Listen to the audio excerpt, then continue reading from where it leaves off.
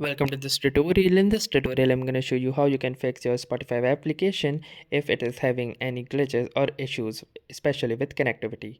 So in order to do this, first hold on to your Spotify application icon and then click onto the app info.